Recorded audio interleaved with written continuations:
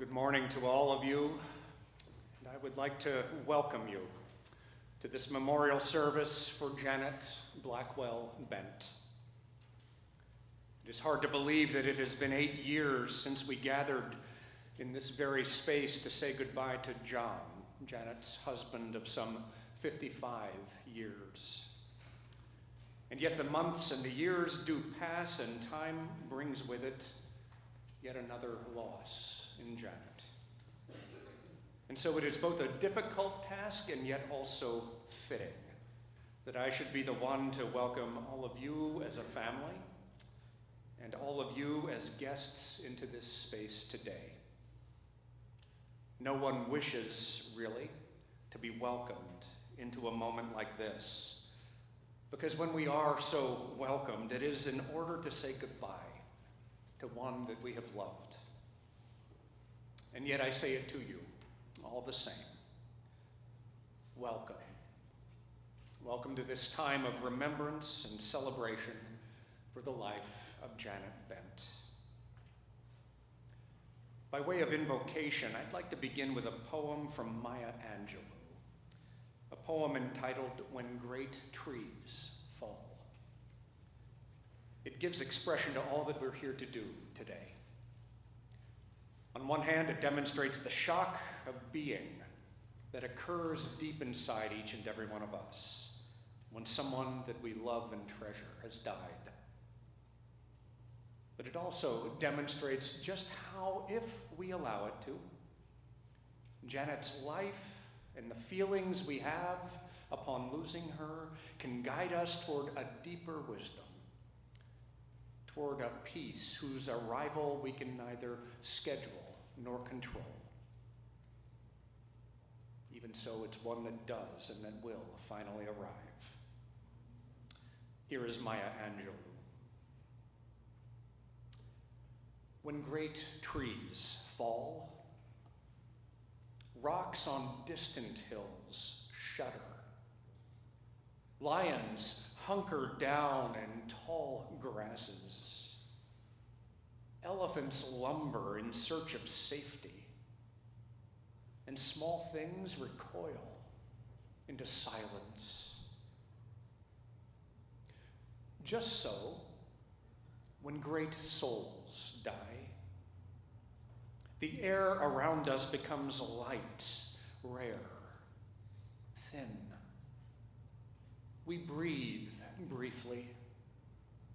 Our eyes see with a hurtful clarity.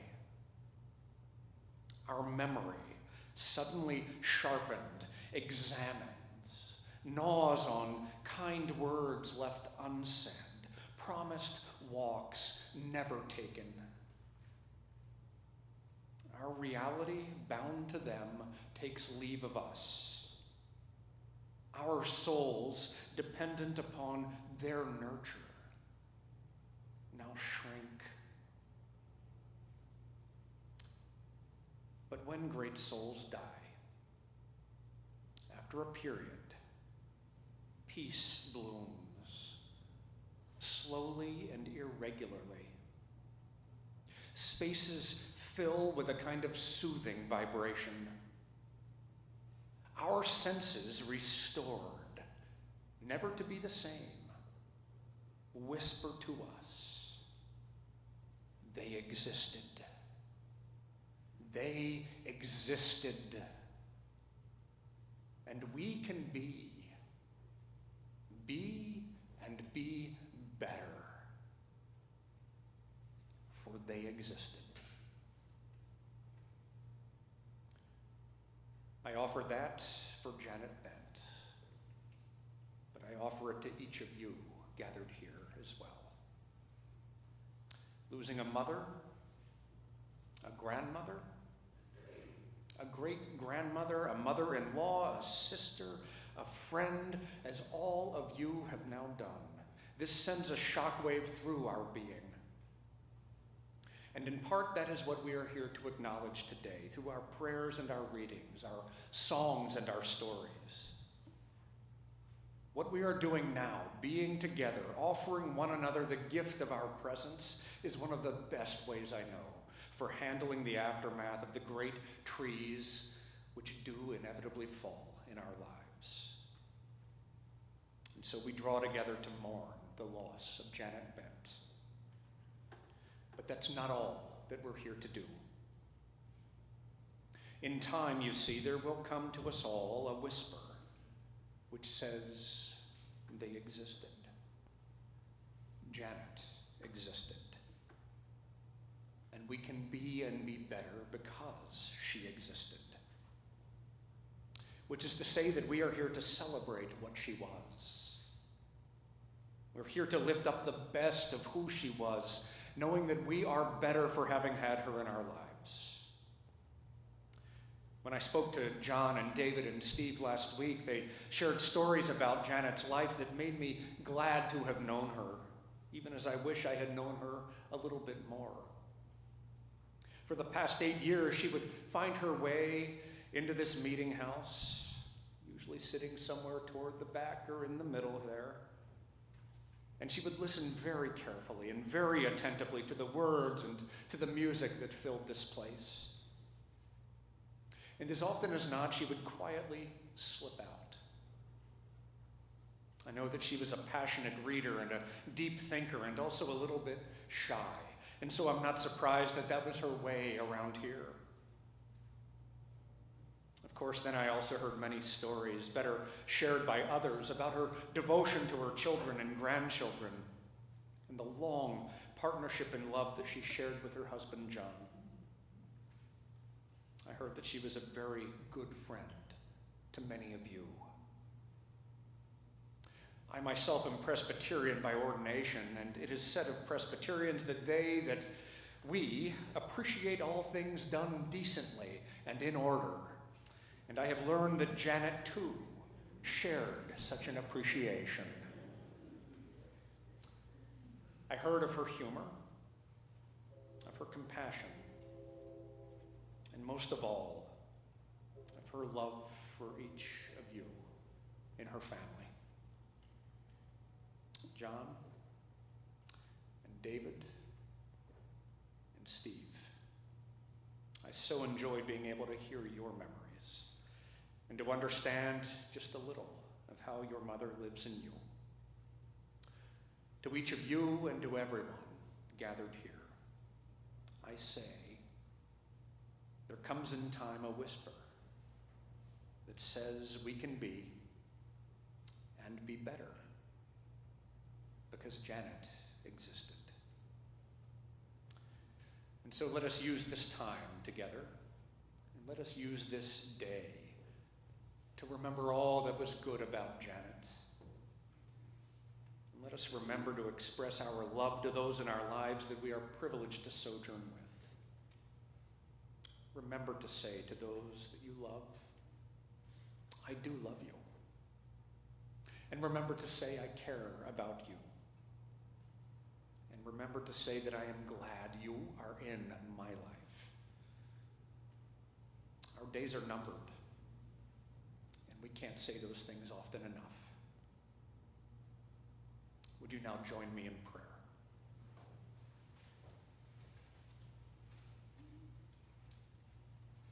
God, we come before you today, our hearts heavy and burdened from the loss of Janet Bent. We trust that you have received her into your care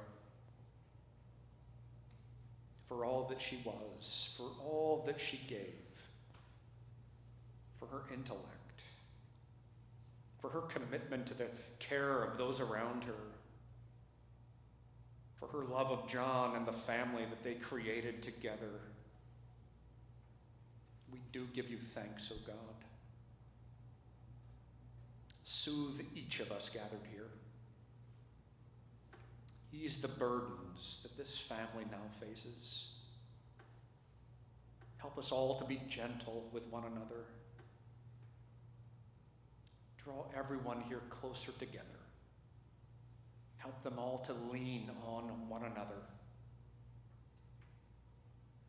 In this time of loss, we ask that we would remember well the prayer that Jesus taught to his disciples, a prayer that we say together now.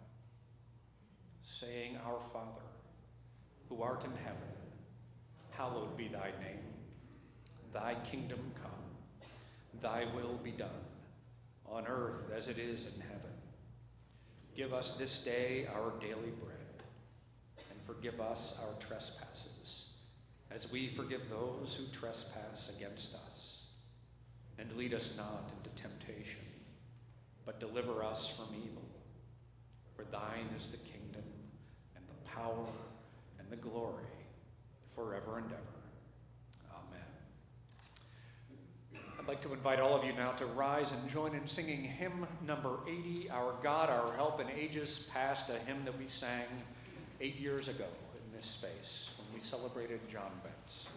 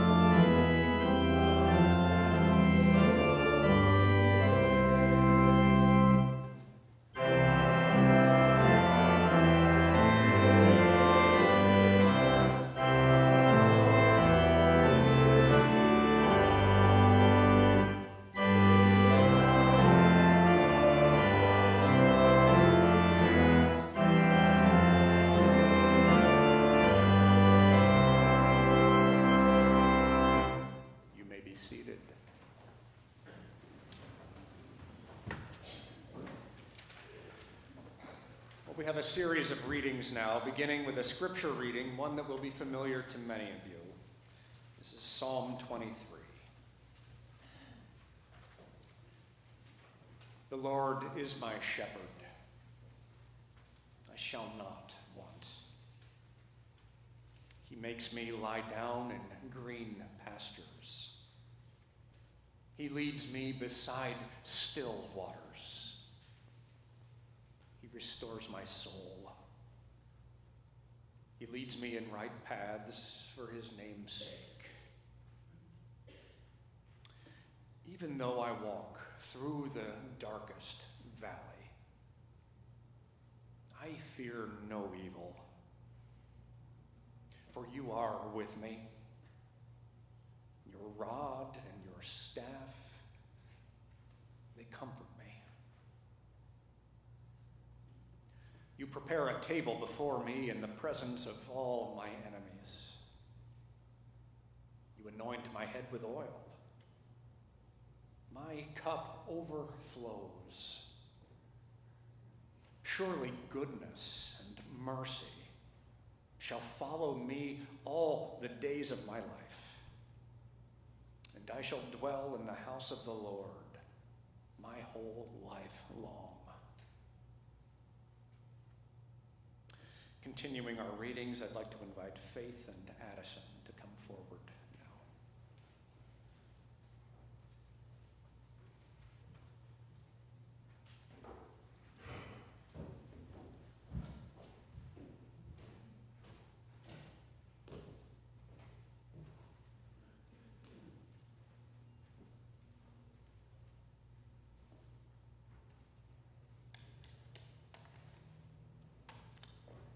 I'm reading Death is Nothing at All by Henry Scott Holland. Death is nothing at all. It does not count. I have only slipped away into the next room. Nothing has happened. Everything remains exactly as it was. I am I, and you are you, and the old life that we lived so fondly together is untouched, unchanged. Whatever we were to each other, that we are still. Call me by the old familiar name. Speak of me in the easy way which you always used. Put no difference into your tone. Wear no forced air of solemnity or sorrow. Laugh as we always laughed at the little jokes that we enjoyed together. Play, smile, think of me, pray for me. Let my name be ever the household word that it always was. Let it be spoken without an effort, without the ghost of a shadow upon it. Life means all that it ever meant. It is the same as it ever was.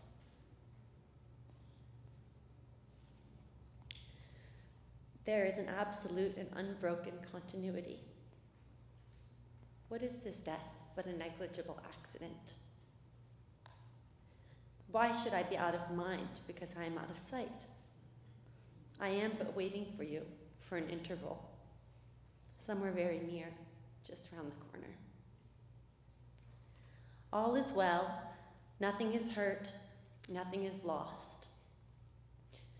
One brief moment, and all will be as it was before.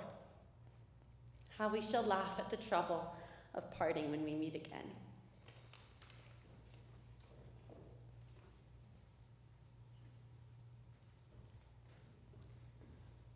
I'm Addison, and as Nana's grandchild, Faith and I have received a lot of love and care over the years from Nana. And to share some of that with you, I'm going to be reading some excerpts from a letter that Nana wrote to my cousin Zoe in 2009, and kind of got passed down to each of the grandkids over the years. When college and/or graduate school days are over, I need to make important decisions about a career and possibly marriage. If choosing a career, I would want to pick one that I enjoyed so much that I looked forward to going to work each day.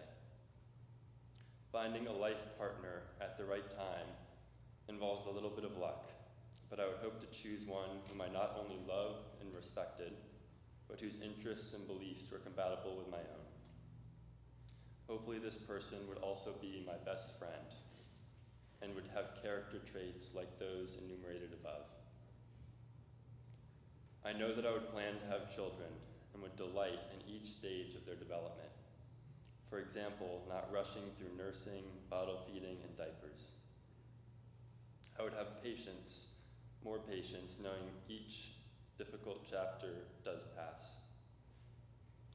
My children would be raised in a loving environment where they learned, hopefully by their parents' example, to be honest, truthful, empathetic, and sensitive to others. Above all, I would value my family. I would realize how fortunate I was to have grown up in a supportive, supremely supportive, and loving environment. I would be proud of my children and their accomplishments and would revel in the knowledge that each one was also a highly principled individual and an involved and caring parent. I would hope that my children, and eventually my grandchildren, could feel the same way. I would want each child and grandchild to find a source of happiness. I would want to live to see each one reach adulthood and beyond, but I would not want to outlive any of them. I would want to really know each child or grandchild and to be a meaningful part of his or her life. Much love as always, Nana.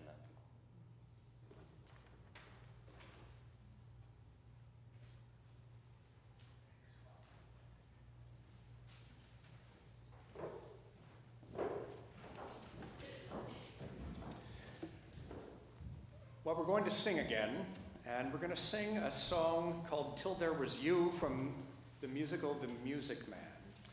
If you know this song, sing it loudly so that those who don't know the song can sing along. It's printed on the back cover of your bulletin. The thing I want you to know about this is that this was Janet and John's song as a couple, and so it feels very, very appropriate that we should sing this with each other, but in honor of them right now. So, let's sing together. And rise.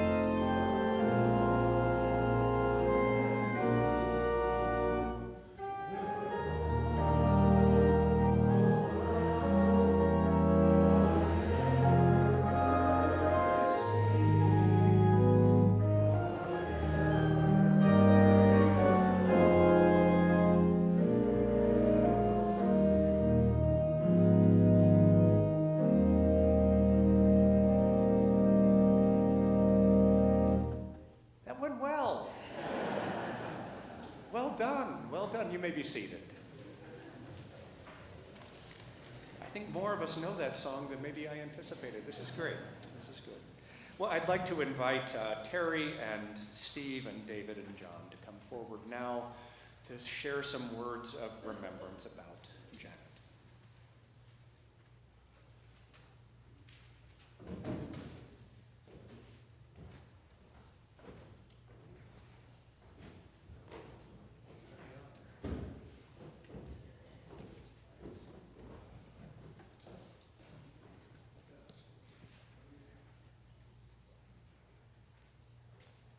I'm Terry Blackwell.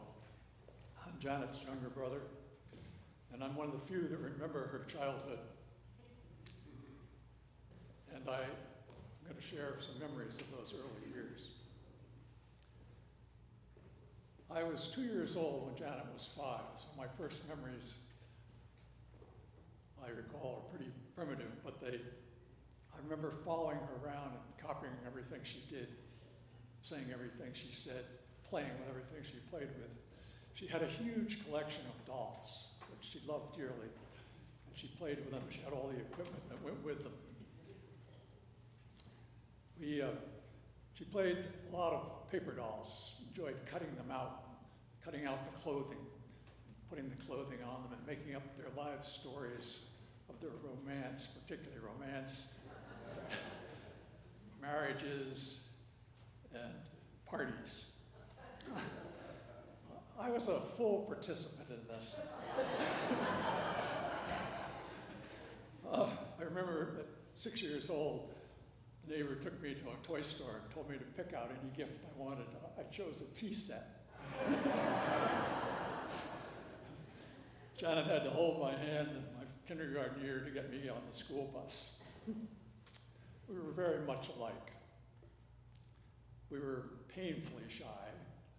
We were both very pale-skinned, skinny, uncoordinated, not very athletic either, and we were both growing tall very fast.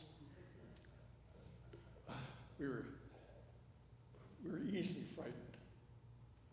I remember the childhood diseases of mumps, measles, chicken pox, pneumonia, and even though we had no serious complications from any of them, I'm sure Janet and I thought we were going to die or go blind. In those days, polio was a terrible scare for everybody, and there were many years where we avoided public places in the summer.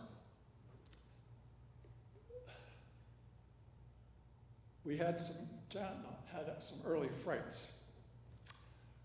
One of her earliest athletic adventures, we had received a pair of skis for Christmas.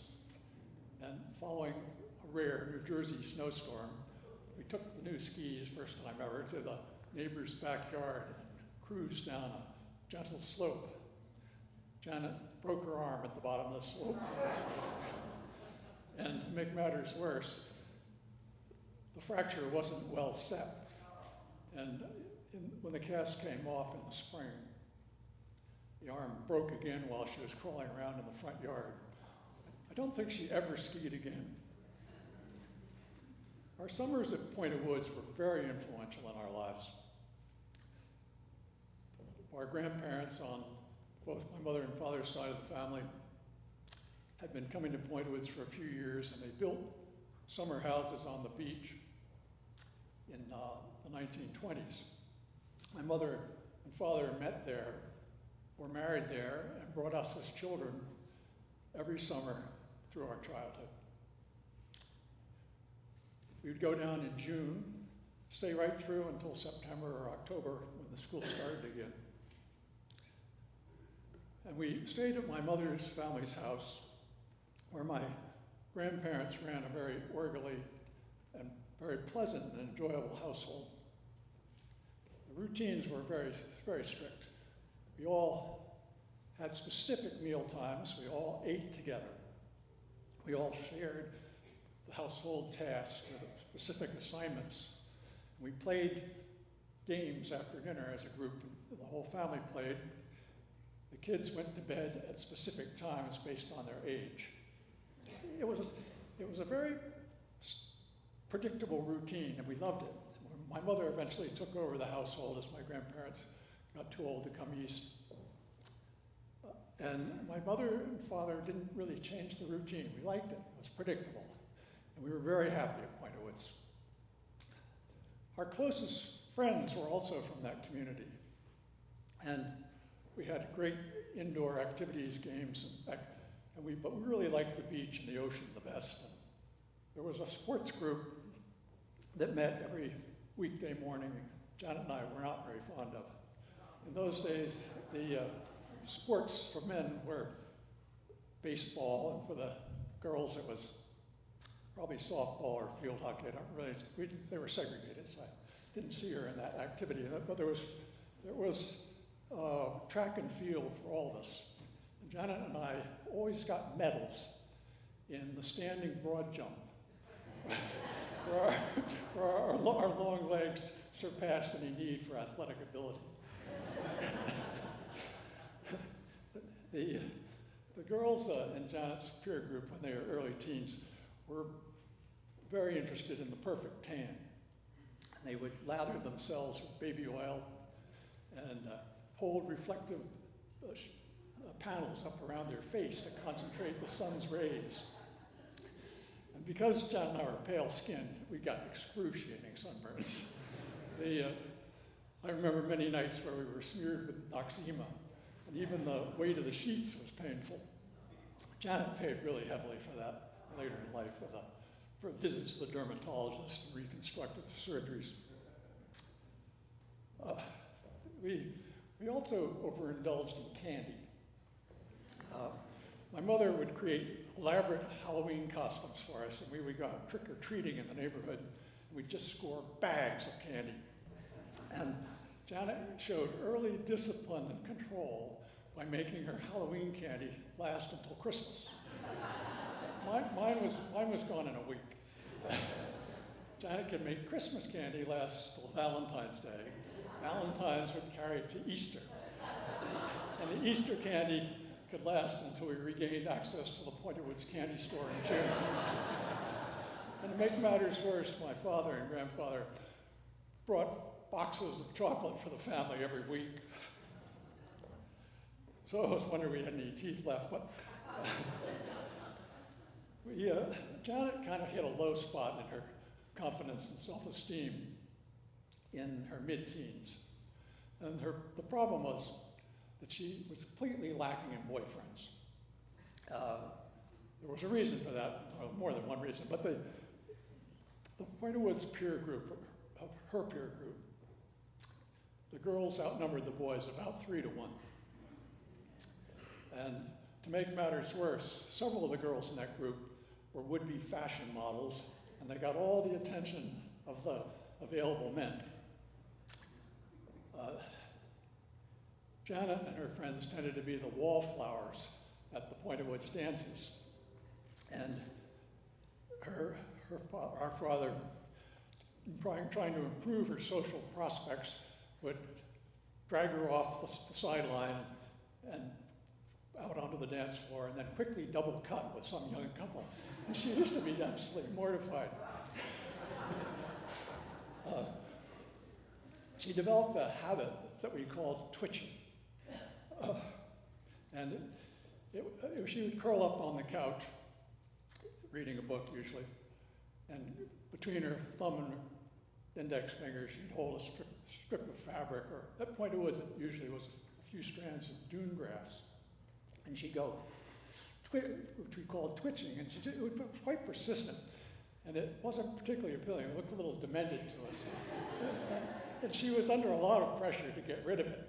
And it didn't help that her younger sister, Marty, and I would rat her out. And we would say, "Janet's twitching again." I remember the first job away from home. Janet, it was the year she had graduated from high school. The summer, she was offered a job as a mother's helper at the Basin Harbor Club by the family that operated the club. So we all drove up to Vermont together as a family to let Janet off at the job. And she went to work immediately that evening when we got there. And the next morning, the rest of us, my mother and father and Marty and I, got in the car to go. Janet quickly ran out. She had quit and joined us and went home.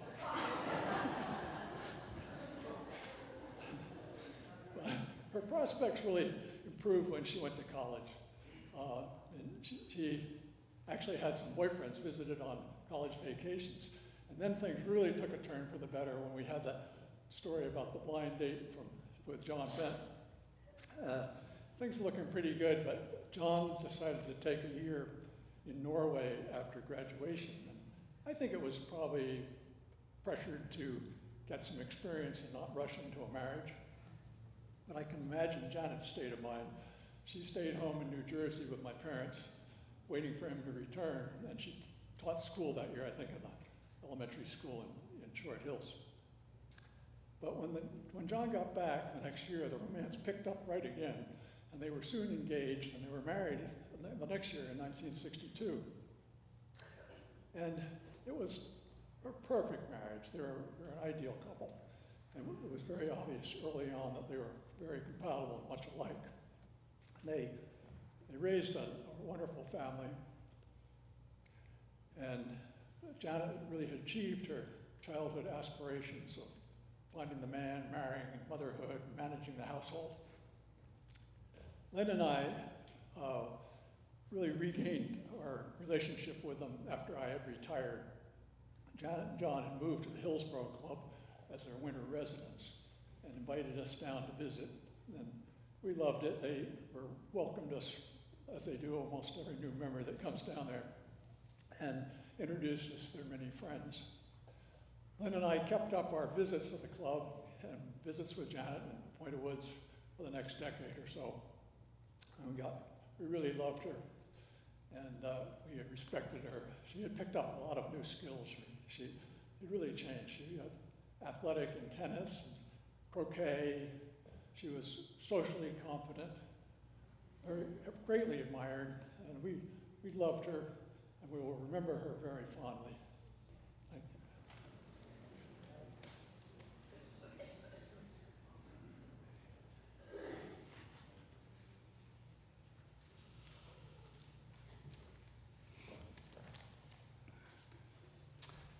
Thank you all for being here. It's really deeply meaningful to have your love and support. Let's tell Nana. That was a common phrase in our family after someone did something special, whether it be win a swim race or just finish a swim race, sing a solo on stage, play the guitar on stage, get a new job, bike across the country. We tell Nana because we knew she'd love to hear it, but we also knew that it would feel really nice because Nana was so proud of us, no matter how small the achievement might seem or feel, and no matter that we might be too shy to tell someone else. That's great, she would say with a big smile and a sparkle in her eye, drawing out the word great. Tell me more about it. How did it feel? Your teammates must have loved that. Can you send me some pictures or a video? And she would tell everyone else in our extended family and a lot of her friends. And so the person with the achievement would get to hear it from everyone else. She was really the family cheerleader, genuinely proud and truly happy for our success. Nana, mom to me, was a dependable foundation of love and support. Some of my earliest memories are from the late 1960s and early 70s, and she was multitasking her way through raising 3 energetic boys. It was a very traditional time. My dad would leave for work after breakfast on the train and wouldn't return until dinner time, and she had a house full of energy to direct and manage. I have visions of some days when I was home, I think I was too young to go to school, and I was in the expertly choreographed mix of multitasking with my mom as she picked up clothes from the cleaners where I would get a lollipop, went shopping at King's Market and collected green stamps to put in books for prizes, drove through the bank window, the new drive-through window where you could put a check in the slot and get cash back. She took the dog to the vet for shots. She picked up the kids from school, took them to practice, cleaned the house, broke up and refereed our fights, managed our TV time, helped us with homework, and started dinner before my dad came home.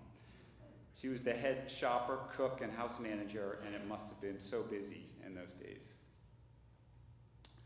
Dependable. One of the most enduring memories I have is seeing my mom in the stands at all of my sports events. I don't think she missed a single one. There would generally be a small to modest-sized crowd of parents and friends dressed in hard-to-make-out drab outfits, and then my mom in green corduroys and a yellow cable knit sweater, like a beacon of support. And even after games, if I felt lousy about my performance, she always had a positive spin. Well, you did this well, or you'll do better next time. When I was struggling with my English and history papers at middle and high school, I'd walk down to the den with my draft on ruled paper, and she'd stop reading her book and go through it line by line, suggesting new wording, taking out excess, restructuring, using a red pen. It was always a lot, but it helped so much. I learned more from Mom in those sessions than I ever did in any class at school. Nana was very bright. During all of our favorite family card games, which was called Oh Hell, the scorekeeper would always comment if anybody had a chance to catch Nana. And if you ever beat Nana in that game, you were really having a great night. I especially treasure the days I remember being homesick from school. After sleeping in, Mom would greet me with an in-bed tray with saltines and ginger ale, and then a little portable TV where I got to watch game shows. The Price is Right, $10,000 Pyramid, Password Plus. And by lunchtime, I was usually feeling well enough to go downstairs where I would sit while she made us lunch. And the lunch of choice was always cream cheese and green olives on bread. I was the only one who liked that, and she and I bonded over our unusual lunch tastes. And then we'd watch General Hospital together. I think I stayed homesick a lot more than I really needed to. My early childhood memories evolved into a somewhat more turbulent period during my teenage and early adult years. My mom liked order and cleanliness. I produced only disorder and mess. But despite any amount of conflict that we had, she remained there for me, metaphorically sitting in the stands, supporting and quietly cheering for me. She was especially present in the most difficult moments. For example, when I called her after just starting my medical internship, I just worked for 36 hours in a row.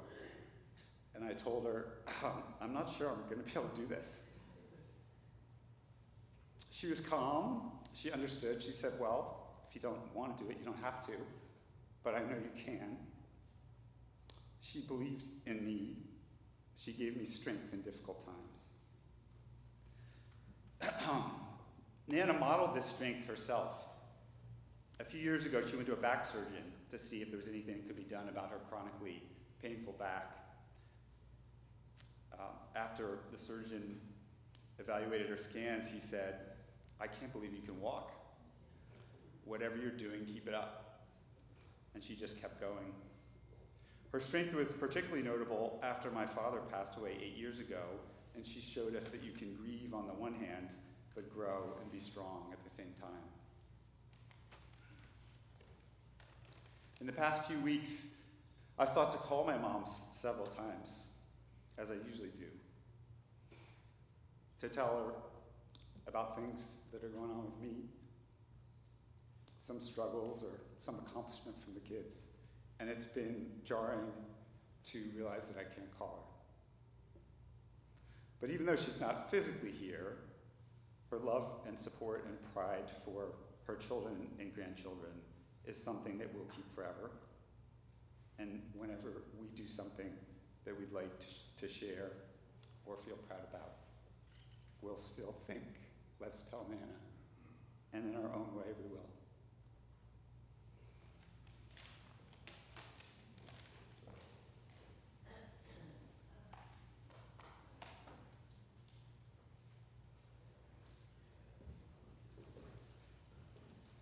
So I'm David Bent, Janet's middle son, and I did not see the Northern Lights last night, but I saw the photos online this morning. I can't think of a better way for Mom to let us know she's with us than with glowing pink and green in the sky at night.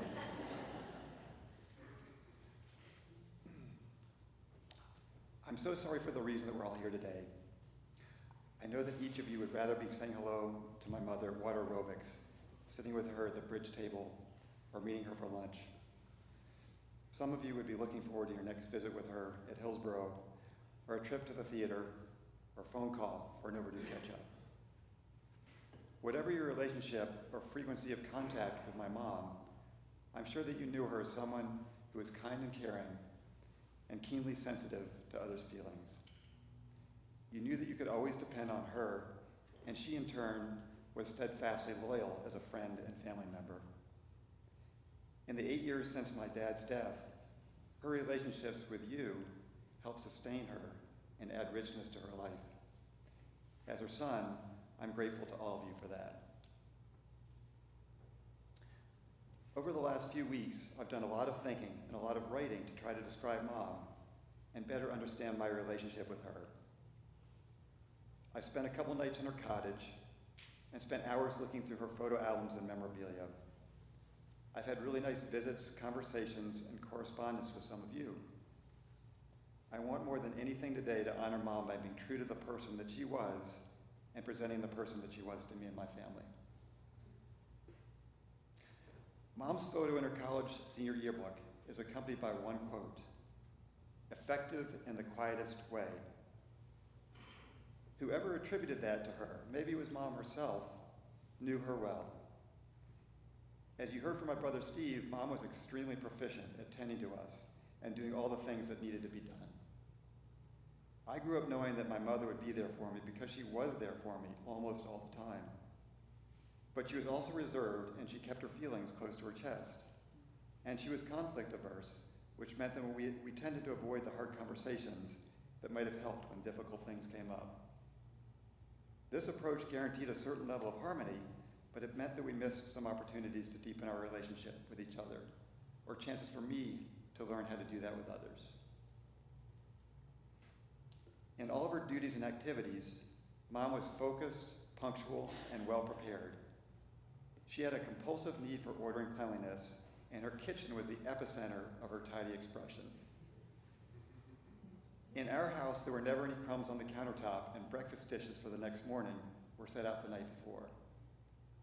It took many years for me to gain the perspective to realize that not everyone did things this way. And to be honest, it wasn't until well into my adult life that I understood that I shared some of these traits with her. Eventually, in my own marriage, I was made aware that focusing too much on controlling my environment was an obstacle to deep connection with my family.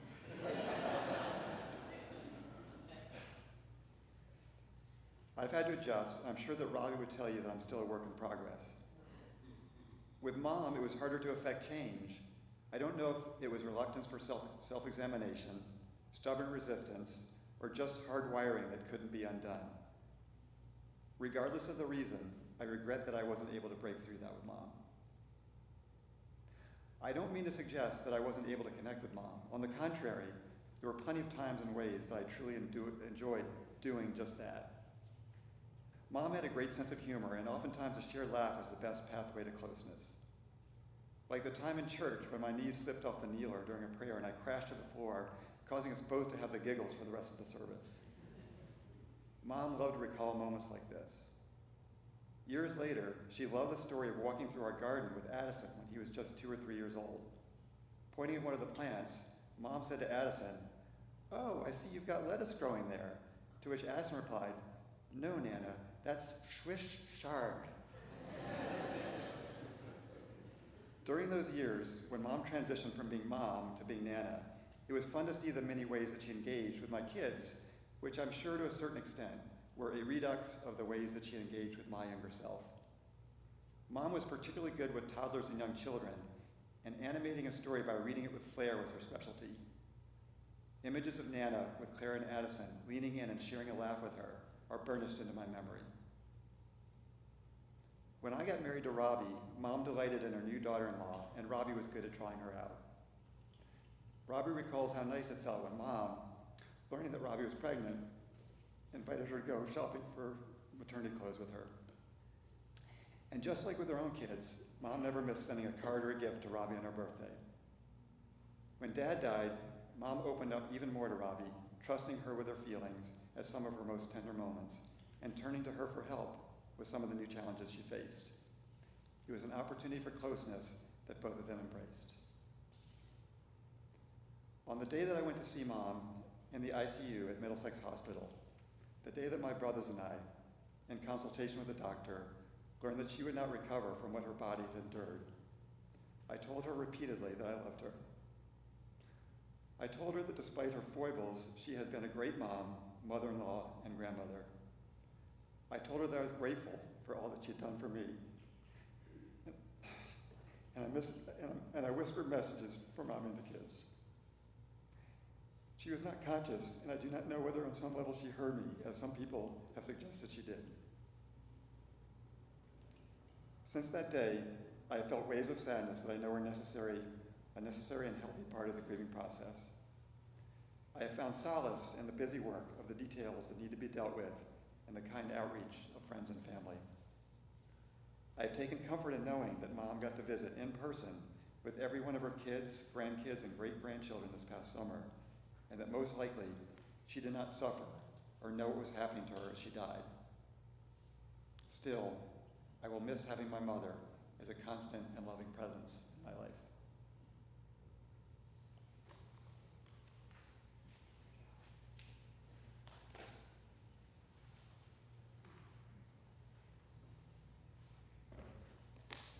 I'm John Bent, and like my brothers, I'm really touched looking out at these faces of people that we love and care about so much.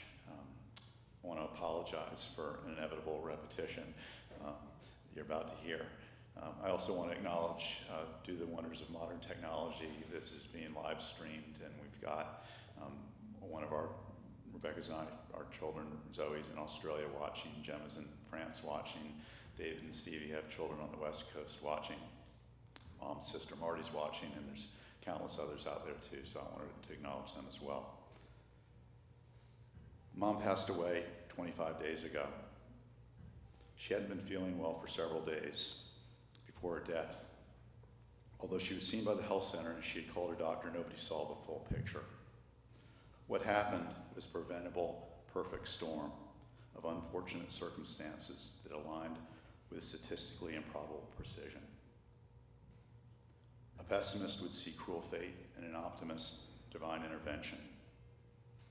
Regardless of one's perspective, none of us had a chance to say goodbye. If I could, this is what I'd like to say. Dear Mom, I'm sorry. I'm sorry I had no idea you were sick, that we didn't speak that entire week. Maybe it would have made a difference. If not to recognize the gravity of the situation, at least offer some comfort. I so hope that you didn't feel loneliness or fear. I was lulled by your vitality, seemingly so strong and durable, zooming around Point of Woods on your trike just 3 weeks ago. I should have been more solicitous. I know you'd forgive me. You were always especially supportive when any of your family was down. You thought you could soldier through as you always had before, coping stoically in the same way you managed the spinal stenosis that was slowly crippling you. You've always been so concerned to not trouble anyone. You'd never want to be among the last in the restaurant to inconvenience the staff. You certainly weren't going to send out a Mayday because your back ached a little bit differently. Now that you're gone, I have a greater appreciation for what you meant to me. As a mother, you're always present, attentive, intentional, steady, never distracted or forgetful. Your love was unconditional. You offered criticism when it was deserved, but you're always in my corner. Without you on speed dial, I realize how nourishing that was. I'm sorry I took for granted that you would be there to pick up my next call, but how lucky my brothers and I are to have had that sustenance right up to our own elderly years. Always a gardener, you gave your boys the space, support, and encouragement to grow. You were reserved but strong. Dad was typically the person who made things happen in our family, the one who spoke for you as a couple, as if he was the president and you were the first lady. Dad adored you, and while he did make things happen, you decided what those things were. Dad was like your press secretary, you were the queen bee.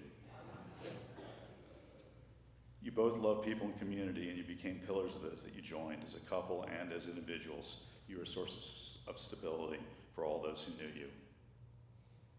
You and I had a lot in common. I share your orientation to pleasure seeking. More than anyone else in the family, you and I are more likely to say, I'll have a Coke and fries with that. We both love the feeling of warm sun on our skin, and you especially have paid the price for that. We love so many things together. You and I, we both are capable of roughing things, but we really don't understand people that think camping is fun. Last night, when I threw the pillow in my car, I remembered how I used to tease you for bringing your own pillow with you when you traveled. Happiness for us is the front end of a vacation, at the beach, proximity to family and friends, a party, a game, or ideally all of the above. You had an exceptionally good life, but you were unconcerned with social standing and had a great respect for frugality. As a child of World War II, you learned to do without excess. I don't know about other Short Hills moms, but those green stamps are very memorable to me. You even cut coupons. In fashion, you were dapper and pragmatic, wearing old clothes of elegance because you took such fine care of your belongings. When you were comatose, before we decided to withdraw life support, I went back to your cottage. EMS had taken you away unconscious the previous evening.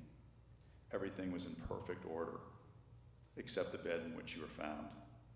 I think it was the first time I'd ever seen your bed unmade. You wouldn't have liked that, and that made me sad. You liked order, not chaos. You particularly enjoyed completing a puzzle, even balancing a checkbook. Wherever you volunteered, you tended to be the treasurer. Your meticulous archiving of photographs perfectly complemented Dad's photography. You wrote impeccable thank you notes no matter how trivial the gift. You loved your grandchildren and enriched their lives with special outings, but with just one little devil at a time. You liked a good prank, especially if it seemed a fair consequence, like when you tricked your college dorm chocolate thief into eating X-Lax. Anything was fair game for competition. When 9-year-old me complained about being made to go to dancing school, you bet that I would eventually like dancing with girls. Long after I'd forgotten about that bet, you produced our signed contract and forced me to pay up. You had no problem with frankness, telling preteen me that I had BO and needed some deodorant. David thought you were conflict averse, but I'm not sure that's right. You would rather face conflict than yield your domain. That's for sure. I remember when you were straining a friendship, defying a Point of Woods hurricane evacuation order. Your defense of fairness made you a great advocate, but in combination with your dedication to order, a challenging housemate. One of the things I admire most about you is how you kept evolving. You had a lifelong battle between who you thought you were supposed to be and who you really were. You came from an era rife with racism, xenophobia, and sexism. You knew the nursery rhyme from memory. What are boys made of? Snips and snails and puppy dog tails. What are girls made of? Sugar and spice and everything nice. You were raised to aspire to an MRS degree, and you were so thrilled to become Mrs. John Bent Jr. You had a lot of stereotypes to live up to. As a middle-aged mom in conservative suburbia, you focused on belonging, not on the social and cultural upheavals of that time. Yet you were always tolerant of other viewpoints, and that enabled you to have an awakening as you matured, becoming increasingly liberal, less restrained by convention. You evolved into an advocate of gay and women's rights, diversity, gun safety, environmental protection, social justice, and the politics of hope and inclusion. You've supported your granddaughter's career with an encouragement and interest that you never received. You were the first person in our family to fully back your oldest grandchild when she fell in love with a man 21 years older, now her wonderful husband. You always had your unmarried sons sleep in separate bedrooms from their girlfriends. But perhaps inspired by Bishop Spong's sermons on sexuality, you dropped that rule for your grandchildren, whose rooms you called love dens. Mom, you had such great friendships. I knew you had an abundance of friends, but maybe because of your modesty, I hadn't appreciated the quality of them. I have spoken with or received lengthy messages from over a half dozen people who feel like their floor has dropped out with you gone. I was afraid you would be a timid widow, but instead you deepened your relationships and really started to become that person that you always wanted to be. All the heavy hearts you've left behind is a testament to the power of your authentic kindness. You focused on the positive. I asked you if the anniversary of Dad's death was hard for you, and you said it was just another day. Yet I noticed that you always happily remembered your wedding anniversary. Faith and Will got engaged at Point of Woods this past weekend. You would have really enjoyed that news. A crowd of their family and friends gathered on the stile by your childhood home this past Saturday to surprise and celebrate them as they walked down the beach. Even though she was seemingly too old, too far away, and too upwind to hear, one of your childhood friends who played with you in that very house wandered over to see what the commotion was. She thought maybe we had seen a whale. When I told her face news, she showed such joy, it seemed like it was coming from you. We agreed that maybe she was your messenger. I'm going to be hopeful that she was. I love you, Mom.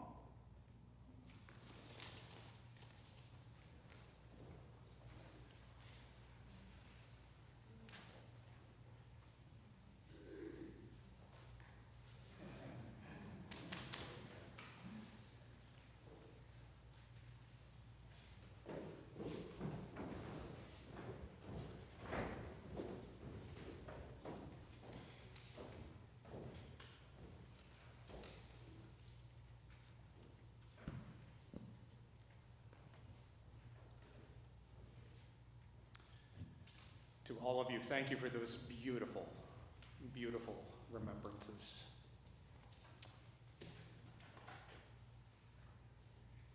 Before we conclude with a benediction and the singing of a final hymn, I'd like for us to pray one more time. And so I'm going to invite us all to join our hearts in prayer now.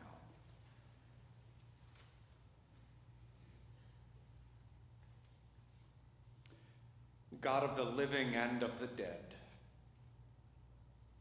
God whose mercy is cast upon all things, so that there is nothing in all of creation that separates us from you and your love.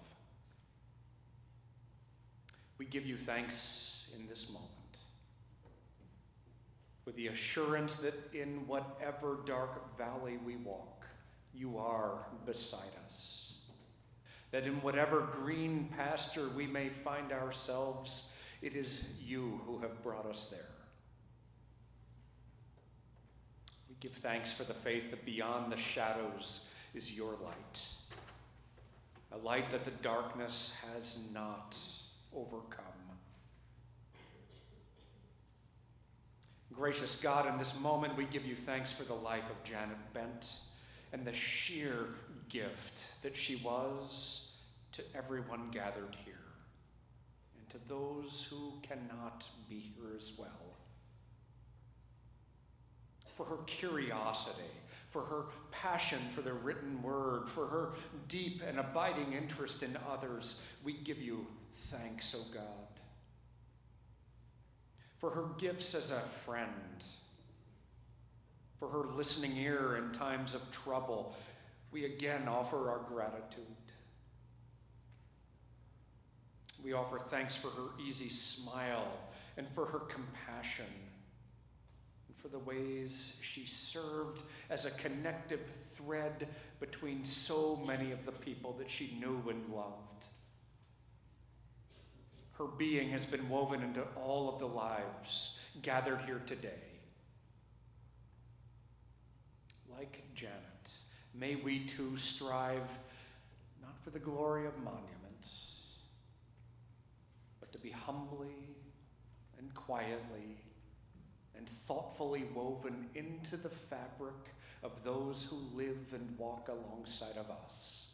Help us to learn such art, O God. God, we also give thanks for Janet's devotion. Devotion especially to her husband John and to her 3 children, to her grandchildren, to her entire extended family. We thank you that she was an encourager for each and every one of them. We thank you that she found ways to build up and to compliment them on things well done. Teach us to build up those in our care as well. Teach us to encourage those around us, O Lord.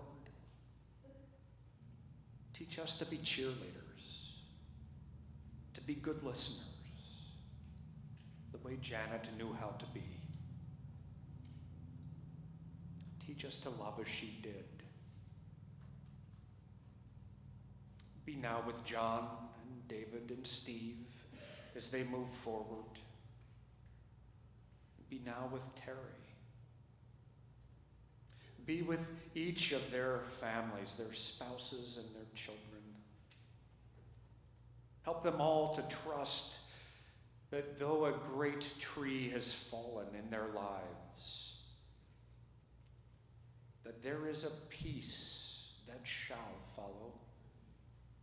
A peace that assures them that they can be and be better because Janet lived. May they know that in some mysterious way that defies easy comprehension, that she is with them even still. Bless this family. Bless these friends. Help them all to lean on one another and to find comfort in the many stories there are to share of Janet. Gather what pain there may be into your peace, and help us all truly to believe that there is grace and mercy with you, that with you there is steadfast love, and the power finally to heal. Hold Janet Bent, but hold us all in our going out and our coming in our departing and our returning, this day and forevermore. Amen. Would you rise now and join in singing our final hymn, God Be With You, Till We Meet Again, which is printed on the insert in your bulletin.